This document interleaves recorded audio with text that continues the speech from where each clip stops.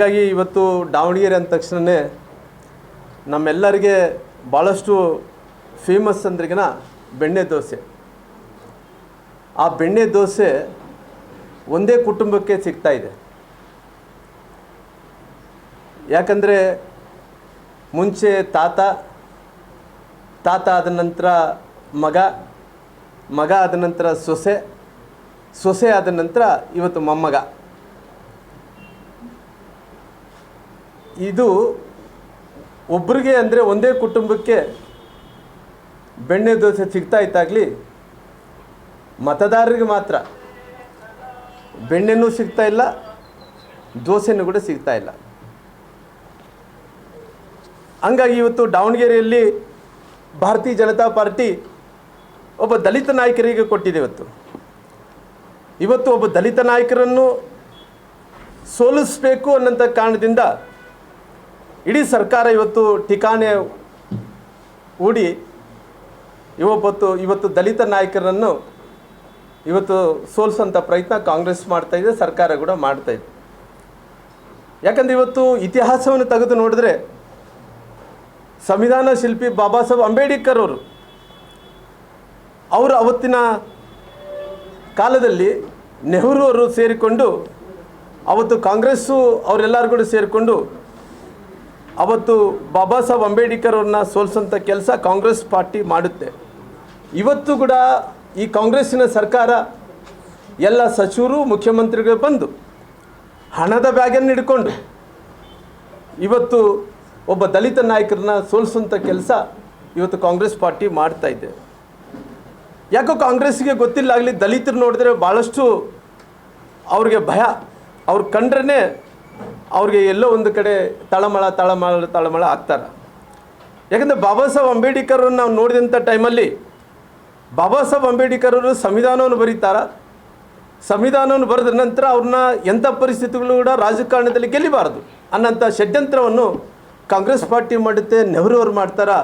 ಆ ಕಾಲದಲ್ಲಿ ಕಾಂಗ್ರೆಸ್ಸು ನೆಹರು ಮಾಡಿದಂಥ ಸಂದರ್ಭದಲ್ಲಿ ಎಂಥ ಪರಿಸ್ಥಿತಿಯಲ್ಲಿ ಕೂಡ ಬಾಬಾ ಸಾಹೇಬ್ ಅಂಬೇಡ್ಕರ್ ಅವ್ರಿಗೆ ಅವ್ರಿಗೊಂದು ಕ್ಷೇತ್ರ ಕೂಡ ಇರಬಾರ್ದು ಅನ್ನೋಂಥ ರೀತಿಯಲ್ಲಿ ಇರಲಾರ್ದಂಥ ನೋಡ್ಕೊಂಡಂಥ ಕೆಲಸ ಕಾಂಗ್ರೆಸ್ ಮಾಡುತ್ತೆ ಅನ್ನೋಂಥದ್ದು ಕೂಡ ಇತಿಹಾಸವನ್ನು ನಾವೆಲ್ಲರೂ ಕೂಡ ನೋಡಿದ್ದೀವಿ.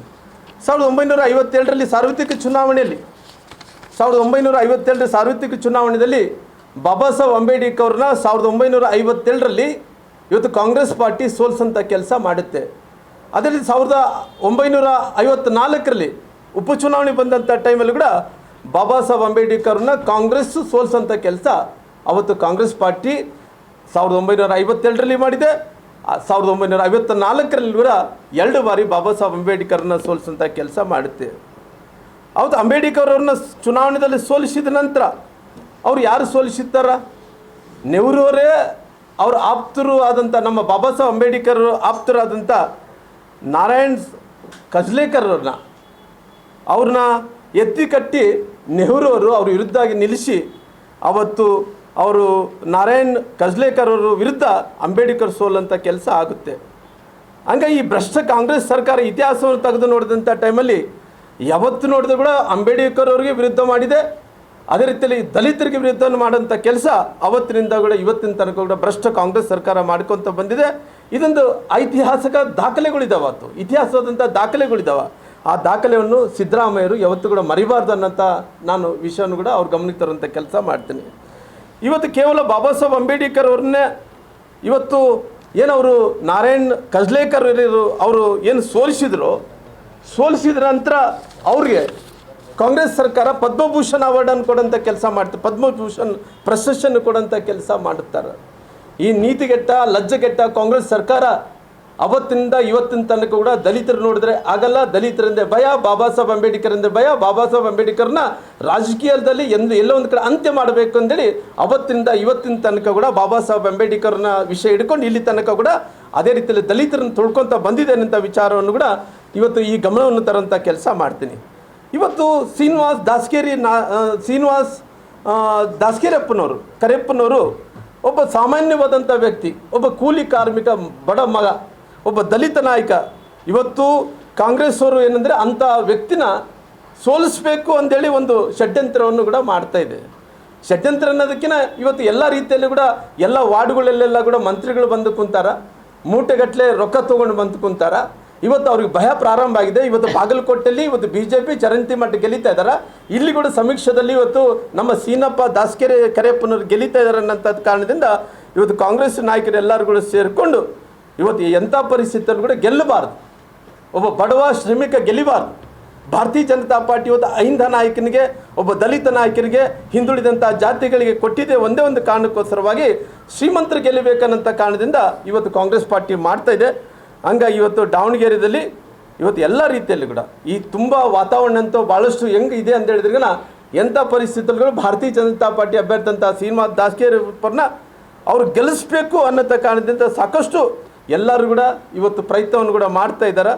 ಹಂಗಾಗಿ ಇವತ್ತು ಎಂಥ ಪರಿಸ್ಥಿತಿಯಲ್ಲಿ ಕೂಡ ಇವತ್ತು ಶಾಮ್ಲೂರು ಕುಟುಂಬಸ್ಥರು ಏನು ಅವ್ರ ಮೊಮ್ಮಗ ಏನು ನಿಂತಿದ್ದಾನೋ ಇವತ್ತು ಜನರೆಲ್ಲರೂ ಕೂಡ ತಿರುಗಿ ಬಿದ್ದಿದ್ದಾರೆ. ಎಂಥ ಪರಿಸ್ಥಿತಿಯಲ್ಲಿ ಕೂಡ ನಮ್ಮನ್ನು ಭಾಳಷ್ಟು ವರ್ಷಗಳ ಕಾಲ ವೋಟ್ ಬ್ಯಾಂಕ್ ಆಗಿ ಅವರು ಬಳಸ್ಕೊಂಡಿದ್ದಾರೆ. ಹಂಗಾಗಿ ಇವತ್ತು ಎಂಥ ಪರಿಸ್ಥಿತಿಯಲ್ಲಿ ಕೂಡ ಸಿದ್ದರಾಮಯ್ಯರು ನೋಡಿ ಎಂಥ ಪರಿಸ್ಥಿತಿ ಬಂದಿದೆ ಅಂದ್ರಿಗಿನ ಮುಖ್ಯಮಂತ್ರಿಗಳಾಗಿದ್ದು 2 ಬಾರಿ ಮುಖ್ಯಮಂತ್ರಿಗಳಾಗಿ 7 ವರ್ಷಗಳ ಕಾಲ ಮುಖ್ಯಮಂತ್ರಿ ಆಗಿ ಇವತ್ತು ವಾರ್ಡು ಊರು ಅಡ್ಡಾಡಂಥ ಕೆಲಸ ಆಗ್ತಾಯಿದೆ. ಇವತ್ತು ಕಾಂಗ್ರೆಸ್ ಪಾರ್ಟಿ ಎಲ್ಲ ಕ್ರೆಡಿಬಿಲಿಟಿಗಳನ್ನು ಕೂಡ ಕಳ್ಕೊಂಡಂಥ ಕೆಲಸ ಮಾಡಿದೆ. ಹಂಗಾಗಿ ಇವತ್ತು ಸಿದ್ದರಾಮಯ್ಯನಿಗೆ ಭಯ ಏನಂದ್ರಿಗಿನ 2018ರಲ್ಲಿ ಕೂಡ ಪರಮೇಶ್ವರ್ ಅವರು ಏನು ಅವತ್ತು ಪರಮೇಶ್ವರ್ ಅವರು ಮುಖ್ಯಮಂತ್ರಿ ಆಗ್ತಾರಾ ಅನ್ನೋಂಥ ಕಾರಣದಿಂದ ಇದೇ ಸಿದ್ದರಾಮಯ್ಯರು ಅವರು ದಲಿತ ನಾಯಕರಾದಂಥ ಸನ್ಮಾನ್ಯ ಪರಮೇಶ್ವರನ್ನ ಸೋಲ್ಸಂಥ ಕೆಲಸ ಅವತ್ತು ಸನ್ಮಾನ್ಯ ಸಿದ್ದರಾಮಯ್ಯರು ಮಾಡ್ತಾರೆ. ಅದೇ ಶೈಲಿಯಲ್ಲಿ ಅವತ್ತು ಮುಖ್ಯಮಂತ್ರಿ ಆಗುವಂಥ ಸಂದರ್ಭದಲ್ಲಿ ಪರಮೇಶ್ವರನ ಯಾವ ರೀತಿಯಲ್ಲಿ ಸೋಲಿಸಿದಾರೋ ಅದೇ ರೀತಿಯಲ್ಲಿ ಸಿದ್ದರಾಮಯ್ಯ ಇವತ್ತು DK ಶಿವಕುಮಾರ್ ಅವ್ರುಗಳ ಎಂಥ ಪರಿಸ್ಥಿತಿಯಲ್ಲೂ ಕೂಡ ಕಾಂಗ್ರೆಸ್ ಪಾರ್ಟಿಯ ಅಭ್ಯರ್ಥಿಲಿ ಗೆಲ್ಲಬಾರ್ದು. ಕಾಲಚಕ್ರದಲ್ಲಿ ಅವತ್ತು ಸಿದ್ದರಾಮಯ್ಯರು ಮಾಡಿದಕ್ಕೋಸ್ಕರವಾಗಿ ಪರಮೇಶ್ವರ್ ಮುಖ್ಯಮಂತ್ರಿ ಆಗಬಾರ್ದು ಅಂತೇಳಿ ಇವತ್ತು ಅದೇ ರೀತಿಯಲ್ಲಿ ಕೂಡ ಇವತ್ತು ಮುಂದಕ್ಕೆ ಮುಖ್ಯಮಂತ್ರಿ ಆಗಬೇಕು ಅನ್ನೋಂಥ ಕಾರಣದಿಂದ ಇವತ್ತು ಶಿವಕುಮಾರ್ ಅವರು ಎಂಥ ಪರಿಸ್ಥಿತಿಯಲ್ಲಿ ಕೂಡ ಕಾಂಗ್ರೆಸ್ಸಿನ ಪಾರ್ಟಿನ ಅಭ್ಯರ್ಥಿಯನ್ನು ಗೆಲ್ಲಿಸಬಾರ್ದು ಅನ್ನೋಂಥ ರೀತಿಯಲ್ಲಿ ಎಲ್ಲ ರೀತಿಯಲ್ಲಿ ಕೂಡ ಅವರು ಪ್ರಯತ್ನ ಮಾಡ್ತಾ ಇದ್ದಾರೆ. ಅವರು ಎಲ್ಲ ಜನರೆಲ್ಲರೂ ಕೂಡ ಇವತ್ತು ನೋಡಿದಂಥ ಸಂದರ್ಭದಲ್ಲಿ ಅವರು ಎಲ್ಲ ರೀತಿಯಲ್ಲಿ ಕೂಡ ಅಂದ್ರಿಗಿನ ಭಾರತೀಯ ಜನತಾ ಪಾರ್ಟಿ ಗೆಲ್ಲಬೇಕು ಅನ್ನೋಂಥ ಕಾರಣದಿಂದ ಇವತ್ತು ಎಲ್ಲ ಸಾರಾಸಗಟವಾಗಿ ಕೆಲಸ ಮಾಡೋಂಥ ಕೆಲಸ ಕೂಡ ಮಾಡ್ತಾ ಇದ್ದಾರೆ. ಇವತ್ತು BJPಯ ಸಾಂಪ್ರದಾಯಿಕವಾದಂಥ ಮತಗಳು, ಇವತ್ತು ಸಿದ್ದರಾಮಯ್ಯ ವಿರುದ್ಧವಾದಂಥ ಮತಗಳು, ಕಾಂಗ್ರೆಸ್ ಮೇಲಿನ ಸಿಟ್ಟಿದ್ದಂಥ ಮತಗಳು, DK ಶಿವಕುಮಾರ್ ತಂತ್ರವಾದಂಥ ಮತಗಳು, ಎಲ್ಲ ಮತಗಳು ಸೇರಿ ಈ ಬಾರಿ ಕೇಸರಿ ಬಾವುಟ ಆರುತ್ತೆ. ಸೀನಪ್ಪ ದಾಸ್ಕೆರೆಪ್ಪರವರು BJP ಬಾವುಟನ ಆರಿಸೋಂಥ ಕೆಲಸ ಮಾಡ್ತಾರೆ. ಇಲ್ಲಿಂದ ಜನರು ಆಯ್ಕೆ ಮಾಡಿ ವಿಧಾನಸಭೆಗೆ ಕಳಿಸೋಂಥ ಕೆಲಸ ಮಾಡ್ತಾರೆ. ಇವತ್ತು ಕೂಡ ಇತಿಹಾಸವನ್ನು ಯಾರೇ ಏನೇ ತಪ್ಪು ಮಾಡಿದರೂ ಕೂಡ ಆ ತಪ್ಪು ಮಾಡಿದಂಥವ್ರು ಅದು ಉಣ್ಲೇಬೇಕಾಗುತ್ತೆ. 2018ರಲ್ಲಿ ಕೂಡ ಪರಮೇಶ್ವರು ಮುಖ್ಯಮಂತ್ರಿ ಆಗ್ತಾರೆ ಅನ್ನೋಂಥ ಕಾರಣದಿಂದ ಅವತ್ತು ಸಿದ್ದರಾಮಯ್ಯನವರೇ ಎಲ್ಲ ರೀತಿಯಲ್ಲೂ ಕೂಡ ಅವ್ರಿಗೆ ಬೇರೆ ಪಕ್ಷಕ್ಕೆ ಅಂದ್ರಿಗಿನ ಅವತ್ತು ಕುಮ್ಮಕ್ಕನ್ನು ಕೊಟ್ಟು ಎಲ್ಲ ಬಂಡವಾಳವನ್ನು ಹಾಕಿ ಅವ್ರು ಏನೇನು ಇನ್ಫ್ಲುಯೆನ್ಸ್ ಮಾಡಬೇಕು ಇನ್ಫ್ಲುಯೆನ್ಸನ್ನು ಮಾಡಿ ಅವತ್ತು ಪರಮೇಶ್ವರನ್ನ ಸೋಲಿಸೋಂಥ ಕೆಲಸ ಮಾಡಿದರು. ಇವತ್ತು ಎಂಥ ಪರಿಸ್ಥಿತಿಯಲ್ಲಿ ಕೂಡ ಸಿದ್ದರಾಮಯ್ಯರು ಅದನ್ನು ಮುಖ್ಯಮಂತ್ರಿಯಾಗಿ ಮುಂದುವರಿಬಾರ್ದು ಅನ್ನೋಂಥ ಕಾರಣದಿಂದ ಅವ್ರ ಮೇಲೆ ಏನು ಅವತ್ತು ಮಾಡಿದಂಥ ಏನು ಇವತ್ತು ಷಡ್ಯಂತ್ರ ಇವತ್ತು ಅದೇ ಕೆಲಸ ಶಿವಕುಮಾರ್ ಮಾಡೋಂಥ ಕೆಲಸ ಕೂಡ ಮಾಡ್ತಾರೆ. 13 ಸಾರಿ 13 ಸಾರಿ 18 ಮುಖ್ಯಮಂತ್ರಿ ಆಗಿದ್ದರು, 13ರಲ್ಲಿ ಮಿಸ್ ಆಗಿದ್ರು. ಅಲ್ಲ, ಚುನಾವಣೆ ಮಾಡಬಾರ್ದು ಅಂದೇಳಿ ನೋಡ್ರಿ ಚುನಾವಣೆ ಮಾಡಬಾರ್ದು ಅನ್ನೋ ಹೇಳಕ್ಕೆ ಹೋಗಲ್ಲ. ಯಾಕಂದರೆ ಇವತ್ತು ದಾವಣಗೆರೆಯ ಬೆಣ್ಣೆ ದೋಸೆ ಭಾಳಷ್ಟು ಪಾಪ್ಯುಲರು, ಭಾಳಷ್ಟು ಫೇಮಸ್ಸು. ಅದೆಲ್ಲ ಕೂಡ ಒಂದೇ ಕುಟುಂಬಕ್ಕೆ ಸಿಗಬಾರ್ದು, ಒಂದೇ ಕುಟುಂಬದವ್ರು ಹೊಟ್ಟೆ ತುಂಬ್ಕೋಬಾರ್ದು. ಇಲ್ಲಿದ್ದಂಥ ಮತದಾರರು ಕೂಡ ಆ ಬೆಣ್ಣೆ ದೋಸೆಯನ್ನು ಅವ್ರು ಕೂಡ ಹೊಟ್ಟೆಯನ್ನು ತುಂಬ್ಕೊಳ್ಳೋಂಥ ಕೆಲಸ ಆಗಬೇಕಾಗಿದೆ. ಹೇಳಿ ಸರ್.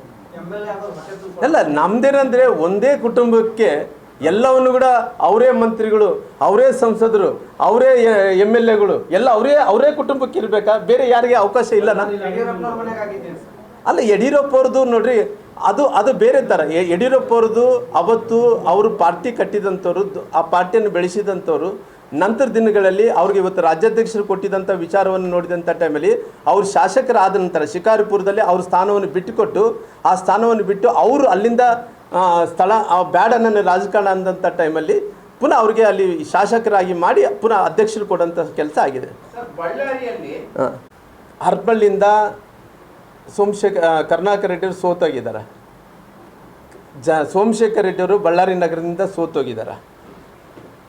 ಯಾಕಂದರೆ ಇವತ್ತು ವಂಶ ಪರಂಪರೆ ರಾಜಕಾರಣ ಬೇರೆ, ಇವತ್ತು ಈ ರೀತಿ ಕುಟುಂಬ ರಾಜಕಾರಣನೇ ಬೇರೆ ಆಗುತ್ತೆ.